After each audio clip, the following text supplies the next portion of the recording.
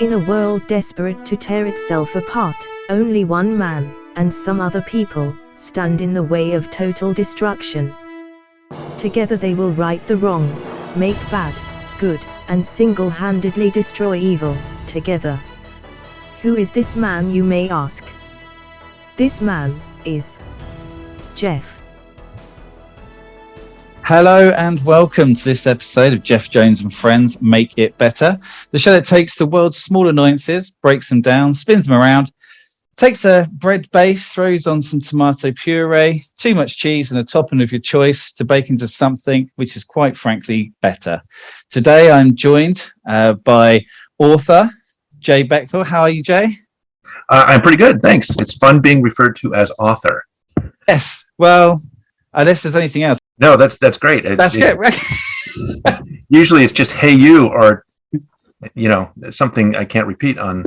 In public. Just say, well, here's "Hey you," Jay, and do you know what? You are officially the first person I've ever spoken to met anything from Alaska. Well, I'm happy to. I hope I can live up to the state's needs for my presentation today. I mean, just the crazy thing is you seem pretty warm for someone, because I just assume everyone in Alaska is really cold. Well, I looked it up because I was curious. I live in Homer, which is a couple 100 miles south of Anchorage, which is about on the same level as northern Scotland, like the Orkney Islands, or okay, the southern tip of like Finland, Sweden in there. And so it's pretty mild for Alaska. I mean, because that part of Scotland you're referring to is kind of like Hell's Deep. We don't go there. There's just where, like, if you ever see kind of the UK in the weather map, up there is either all rain or all snow. And that's kind of what we're right on the water, and our high in the summer is 60, and our low in the winters, 30, and it rains and rains and rains, and then it snows. Well, beautiful country. Don't let me undersell Alaska. Beautiful country, as long as you're willing to get wet, just if you leave the house. Yeah. Okay, Jay. No, I'm very excited about this. Thank you so much for joining me, and let's get straight into it. What is it that we're going to make better today? Well, I have this weird problem with mispronounced words that people have sometimes, and there's a few that really trigger me, and it's when people put that CK sound in a word where it doesn't belong. The word is especially, the word is not especially, and I'll be sitting in a work meeting with doctors and people that should know better, and they say especially, and I'm like, you've never seen the word printed? There's no CK, there's no X.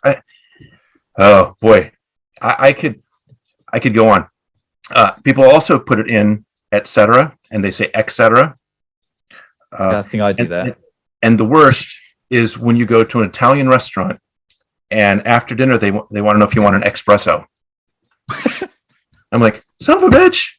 Have you not seen the word written down? It's crazy. And it's so bad that my kids and my wife know about it, and we went to see the Gaga movie about Gucci, the House of Gucci. Oh yeah, which is like an Italian movie. At some point in the movie, one of the waiters comes over and says, "Would you like an espresso?" And I was like, "Holy shit! What are you doing?" Did no one notice? I love the idea of you sat in the cinema just going, "Doesn't anyone else see this?" And my kids will look at me and laugh because they know how much it bothers me. I'm going to give you one more. I'm going to give you one more on the list because I have a pretty long list. And the horrible thing about this, having a list, is that I constantly mispronounce words and say the words wrong. Not these words, because I know better, but I have my own little pile of words and so I know I'm out there driving people nuts because I can't pronounce words. But the other one that really gets me is supposedly. The word is supposedly. Yeah. And supposedly has gotten so bad that I think either the Oxford English Dictionary or Merriam-Webster, someone has basically just said, forget it. Supposedly is a word now, and use it interchangeably with supposedly. Oh, that's heartbreaking. That's heartbreaking. Like things that just there's like the human language is given up. Yeah, well, and to be fair, human language is, especially English. I mean, we live in a language that is as screwed up as languages can be. So I get it. Language is constantly evolving and changing, and words mean new things over time. And it is vocal. It is a verbal listening thing. And so, even though you write the word down and you try and turn a verbal thing into a written thing, like supposedly and supposedly, as people hear that, it becomes a new word. It's just, I say probably all the time instead of probably. So I'm a horrible human being. I'll admit it right here on your podcast so everyone can hear it.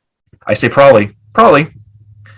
I'm like you. I will have a good old. I can't believe you're saying it, that that kind of thing, that supposedly that I would never accept, but I say in it for isn't it, which is already a shortened phrase itself. It's like it's at some point I'll just start going because I can't get it any shorter. I don't have time to put all those words together. I'm just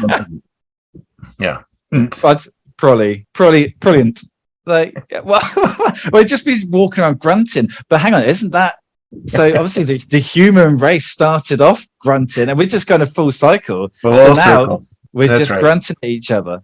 That's right. The Neanderthals and the Cro-Magnon are going to have a grunt session one of these days. I'm like, oh, good. We finally landed on a language we all understand. Just grunting again. And I know, just grunting and ordering stuff off our phone. That's what it be. Because I suppose that's kind of one of the biggest interactions I have. My wife's got a shopping habit and it's just delivery drivers. And they kind of grunt at me as they deliver it. Because we're kind of that close now. That is just grunting. I say thank you, and they grunt and leave again. And so all interaction is just people grunting at each other for forever. Sometimes in a positive grunt, sometimes in a non-committal grunt, but you can interpret the grunt. So if someone goes, that means a question there. I did have this because I'd never really thought about the CK, and when you were saying it, I thought, well, okay, maybe if someone's got an X, but actually. Like say just was it espresso? It's espresso. Yeah, espresso. But I do that. And why do I do that? Because I've spent time thinking about this. How damaged I am. And look at a word like especially. That especially it's all soft, and it doesn't. It doesn't. There's no hard. When you put the ek in especially, it makes it a harder word. And it sounds more like what you want the word to mean, especially this one. You can't do especially with especially because it sounds like you're lisping and it loses its power. Putting that CK in, that makes it a stronger word. Now, so espresso, what is espresso? It's a very, very strong coffee. It's not espresso, it's espresso. It's a strong coffee. If you're ordering an espresso, you need the coffee. That's right. It makes it stronger sounding. Hang on. So is this your own thought, or have you? This is how effed up I am. Instead of you said I'm an author at the beginning. Instead of writing, I sit around and think, why do people mispronounce words? Supposedly, it's because they're lazy. Espresso is because they're trying to say something.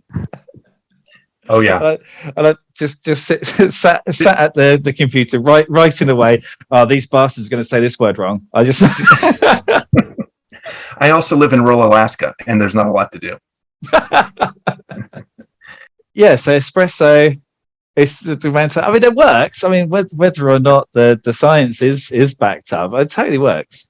And then with et cetera, I think people are just, again, it's a lazy thing. I don't think et cetera or et cetera make any difference in it. It's just people like the sound of et cetera better than et cetera. I mean, you opened my eyes to all the words that I say. And there's always, like I said, that I'm quite happy with lazy pronunciation. Also, I'm not that intelligent, so I can talk a lot. And part of my kind of real world job is essentially talking to people, and I can talk. But if there's words that either I don't really know the pronunciation of, or I don't really know what it means, I will just go through it very quickly. So you'll notice, if anyone now listens back to any of my podcasts, they'll notice that I very rarely use long words. And if I do, I will say presumably, because I'll just try and, so no one will be like, hang on, did he say presumably or presumably? Like, I don't want to say it wrong. Like, yeah, that's right. That's like if you have a friend named Dwayne and a friend named Wayne, but you can't remember what his name is all the time. You just got to Wayne, and you hope that you don't ever have to. You're not ever called on the carpet about it. That's right. 100%. Like, it's that other thing. Like, you meet someone. Oh, what's your name? Sorry. What was that? Okay, I can't ask anymore. So now I'm just gonna, as long as I've got the sound kind of variations right. That's right. I love that idea. I mean, the thing is, though, you've got this, and this is one of my favorite conversations. And this is so I get stuck in rabbit holes, especially things around language, and especially this kind of UK English versus US English. Oh yeah, which is probably a completely different kettle of fish. Like aluminium. Oh yeah. And we sit there and we argue about, I won't sit there. I used to sit there and I will quite happily go on the internet and just be one of these people who feeds argument for no reason. I've learned that it's not good for your own health to do these things. But then I found out that actually aluminum was the correct term originally, however many hundreds of years ago. I would have lost that.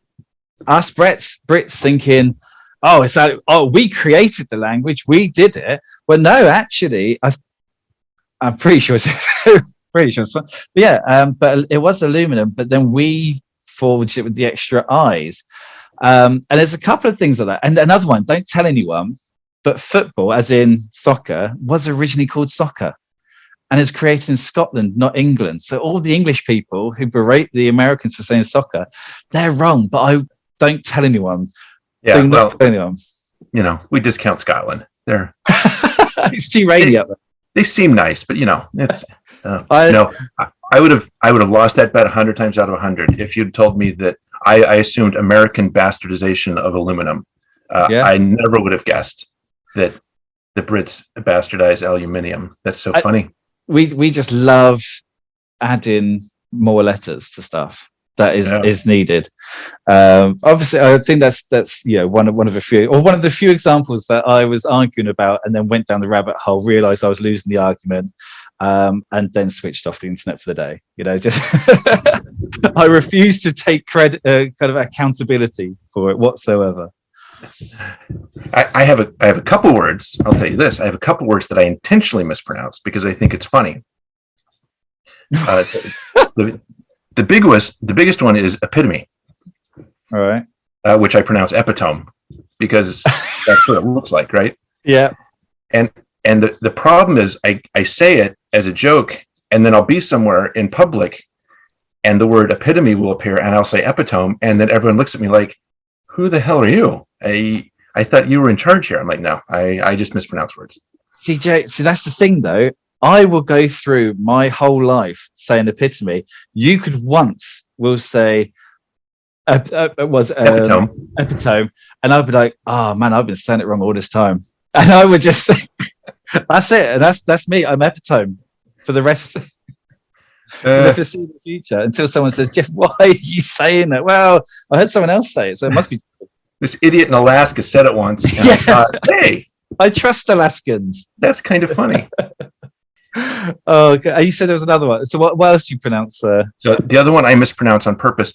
So there's this whole school of words that have omni in the beginning, omnibus, omniscient, and they all do the n, omnibus, and they kind of blend it in. Omniscient, omnipotent, right? It's not omnipotent, it's omnipotent. Until you get to omnipresent, and then you say omnipresent.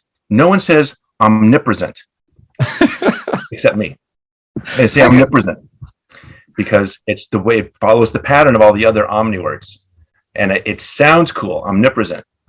Omnipotent. Right. So I don't even know what that word means. So I've never used it. Omnipresence. God is omnipresence, all being, all knowing, all everywhere. Okay. And I say omnipresence instead of omnipresence, because I think it sounds better. And who the hell am I to choose what? Yeah. No, but Oxford English Dictionary, Merriam-Webster. You don't know anything. I'm the one that's choosing all the language. I'm in charge. So yeah, there does need to be an alternate or alternative. I always use the wrong kind of tense a lot. You'd know that about me. If you had to be the person editing the book that I wrote, you would very quickly know that I have no clue about tense whatsoever at all. As far as I'm concerned, tense is something that you sleep in if you want to go and put yourself through pain in the woods. That's all I have. And even that's spelled differently. I bastardized the English language. So like in England, we have in school, you take English and you have English language and you have English literature. And they spend so long teaching you about verbs and adverbs and nouns and pronouns. And so I kind of thought I had it to a certain extent. And then I had kids, and they come back with all these terms of which I wish I could remember now, to give an example. But they're talking about, I know, a something clause and all this stuff. What are you talking? Well, it means this, Dad. I was like, well, I do that. Why do I need to know what it's called? And they're like, yeah, but you do it really badly. I'm like, oh, all right then. Yeah. And the worst thing is, my wife now works kind of with the English department of a school. So from all sides, I just got these judging. My youngest is 9 years old and has a better vocabulary than I do. And but my day job is dealing with kind of medical literature and things like that. And I pretend that it makes sense because no one really knows what all these words mean. But you have people. I mean, my mum is they have a publishing company, as in speech and language therapy. So, but people that deal with words, and I sit there and I think, my mum and my wife and my kids are all talking, and I just feel like the dumbest person in the room.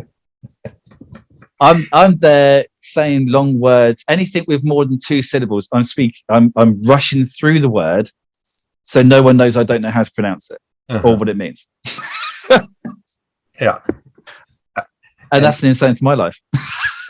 And see, my kids know that I am such an a-hole that I'll call them on stuff regardless. They wrote me a Father's Day card when they were like 12, and they misused a word, and then in parentheses right after they said, "We love you, Dad. We think you're extrapolant," or something like that. And then in parentheses right after it, "We know extrapolant may not be a word, but we're using it anyway," son of a bitch. In the card. It's one of the greatest cards they've ever given me because they totally understand me, and they make fun of me about it. So it was a lovely moment in parenting. I love that. They know you so well that they know that you pick them up. But we're going to do it anyway. But we are going to let you know that we know that you're going to pick us up. We know that you know that we know that you know that you're. I'd say there's 3 times a day where I'll say a word and I'll say it out loud in conversation, and I do that thing. We just kind of stare off into the distance. Like, was that a word? And if I did I pronounce it correctly?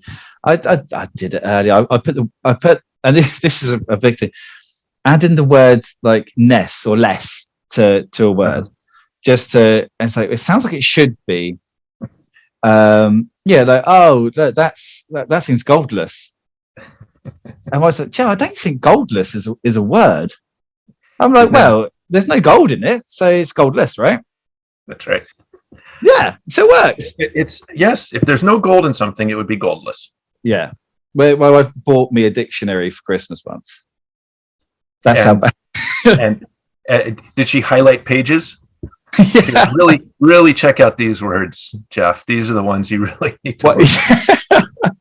Anything with more than 2 syllables. Well, one day I will open it and there will just be highlighted. So I haven't opened it. We've got Google. That's right. That's why God invented Google, right? Just so I can have someone. Also, there's the thesaurus as well. or otherwise I'll use the same 24 words in my whole life. That's right. Going back to the caveman and the grunts, we're gonna cut this down to a few words that in it and done it and yup, and we'll be on our way. Yup, yeah, and fire, and eventually we'll recreate the wheel. Well, maybe that is how. So there's two ways we can go. Just where either every word is accepted. So if someone says, presumably, and they're like, well, do you know what? Everyone's saying it. Let's put it in the dictionary. Or we go to grow. Do you know, one of my biggest things, and this annoyed me back in something ridiculous like 2008. And yes, I still bear a grudge. The word ginormous. So the word ginormous didn't hit the English dictionary until something like 2008, 2009. It may be a little bit later. I can't quite remember. But everyone was saying it for a long time before. And I used to take great pride in telling people that's not a word. Like, daddy, that's ginormous. No, that's not a real word. It's gigantic or enormous. Ginormous isn't a thing. And then all of a sudden, Webster or Colin, whichever one, was just like, let's put it in the dictionary. Let's really fuck Geoff over and stick it in the. And now ginormous is a word, so I can't tell people they're wrong. That's right. And they did that with supposedly the sons of bitches. They're out to get. Have you ever read? It's called The Madman and the Dictionary, or The Madman. It's a story about the creation of the Oxford English Dictionary. Okay, no. And there was a mass murderer in England who was in a ward, not in jail. He was off in the psych ward. And this is, 1800 psych ward. But the guy that was, and I can't remember the whole story, but the guy that was creating the Oxford English Dictionary sent him words, and he would define them and send them back. And that's partially how the OED came into being. Some guy that had killed a bunch of people sitting in I'll have to look this up and get you the full details. But yes, so we're dealing with words that a madman was like, this is what it means. Some crazy guy in a jail cell for 30 years just saying, yeah, this is what it means. Presumably. We'll go with that. Do you know what? I prefer that idea. It makes sense. Yeah, I'd rather that than just some stupidly intelligent person, like a group of people just sat around a table. Oh yes, this means presumably. Yes, we all know what presumably this means. This. Yeah, I'd rather just be someone sat there, gets a word. What's this mean? Presumably. I don't know. It's like presumably, but it's just spelled a bit differently for the lazy people. Yeah. Hey, Geoff, say indubitably. Can you say that one? Indubitably. It's another one you said. Indubitably. Indubitably. Very British sounding word, by the way. Indubitably. Is that indubitably? Is that right? I don't even know. You don't know. I'm just winging it on that one. See, if you had said yes, that's how I'd say it, and it could be wrong. Just for the rest of time. You can be wrong on this one. I'm not going to judge you. That's another word which, if I ever felt the need to say it, would just be, yes, yes, and just completely breeze over it. So either there's two ways this goes. Either all language, all words, anything which someone says is a real word, and how they pronounce it is a real word, and it's real to them. Or we go back to a small selection of grunts, and it's just the tone of voice and the pitch of voice and how you grunt which determines what you mean. That's our two options. I think you're right. And I think, like you said earlier, we're going to be grunting and looking at our phones. We're probably moving in that direction. Yeah. Where the big words are going to become meaningless to such a massive part of the population that they're going to be, it's not going to be communication. It's going to be showing off. Yeah. If we go pure dystopian, let's say, in 3 generations, English language isn't going to be taught, or American or native language, whichever country you're in, isn't going to be taught. It's going to be how to text quicker, so you have a full-blown conversation. And language is just non-existent. There you go. So, okay, without getting too deep down this weird rabbit hole, though, would that then still be books, or what would books be like? Because if you don't, I don't know about you, but I'm actually I can read in my head pretty well. I don't know whose voice it is that I read in. It's not mine, but I don't have to read out loud. So if you're not taught the words, then how do you know how to pronounce the words? So you just make it up anyway. So essentially, we're back to all words. Right. And when I'm sure when you did this when you were younger, as I did, you're reading a book and you come across a word you haven't seen before, but given the context around it, you can figure, I know what that word means. And that word now becomes that thing, but you've never heard it pronounced. And the one I did and I got embarrassed for in fourth grade was misled, which is actually misled, misled. And I'd never heard it pronounced before, but I was reading books and you're like, oh, that person's been misled. That means they've been taken astray from where they were trying to go, misled. Yeah. And I said it in fourth grade and the teacher laughed out loud. But I assigned a meaning to a word without knowing how it sounded. And I could read that word and know exactly what it meant going forward. So books, will always have that place because you can always, the pronunciation isn't relevant in a book.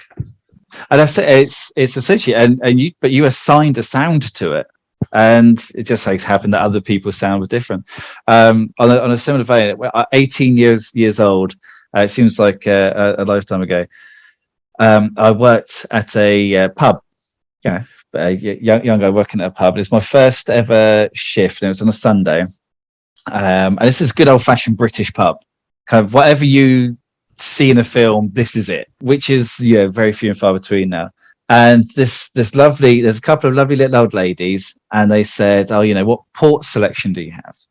And so I went through a selection and came to work, and I'd never drunk port. I was 18, first shift, no idea.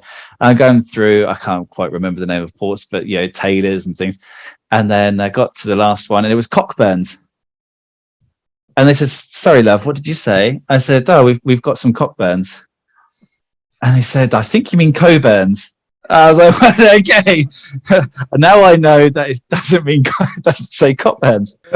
It's written as Cockburns. It looks enough like Cockburns that it's going to be Cockburns. That's it. Hey, and these people that made Coburns put a CK in it. We should get them together with the especially people. That's it. And we've come full circle. It's almost like this thing's scripted. Look at that. So, I mean, okay. So, my vote is that any word is the language is important. That's right. Whatever someone says, whatever noise someone attributes to a word, or a word they just make up themselves, like ginormous, which then becomes, presumably, that's my vote. Just anything goes. That's right. And my kids have been telling me that for years, and I've come to accept it, and I try and embrace it, but I still get annoyed when people say especially. But I keep it to myself now. And I let that person carry on with their rotten, horrible, miserable life saying the word wrong. And that's it. And you're doing your bit for humanity. That's right. Well, do you know what? I think we just made that better, Jay. That was a hell of a lot of fun. Please tell me what have you got in the works at the moment? What have you got out there? Well, like you said, I'm trying to be a writer, so I have some short stories out there. I have a novel that was released in October of last year that you can find on Amazon. It's called The Great American Coward. On that, give us a synopsis. It's a little bit sci-fi, a little bit horror about a very lonely man who one day is walking to work, and the coffee shop he walks past every day has disappeared with no explanation, not torn down, but gone. And he devolves into this world where there are strange men going around the world making things disappear to put the world back in order. And he's trying to rationalize all of that. As a self-avowed coward, does not want to get involved in anything so scary, but finds himself stuck in this world anyway. So there's a quick, really bad description. Okay. It's just this guy who's this coffee shop's been torn down because they call it espresso, and this guy's just he's annoyed about it, or he called it. Well, that sounds fascinating. What we'll do, we'll put the link for the book in the bio. Absolutely. And all my stories are available on my website as well, and I'll give you that. And take a look and see if any of them catch your fancy. Fantastic. Yes, well, I definitely will. Jonah, thank you so much for. Thank you, Geoff. I really appreciate it. It's a lot of fun. Thank you very much for joining. I hope you enjoyed this episode, and we'll see you again next time. Absolutely. Bye.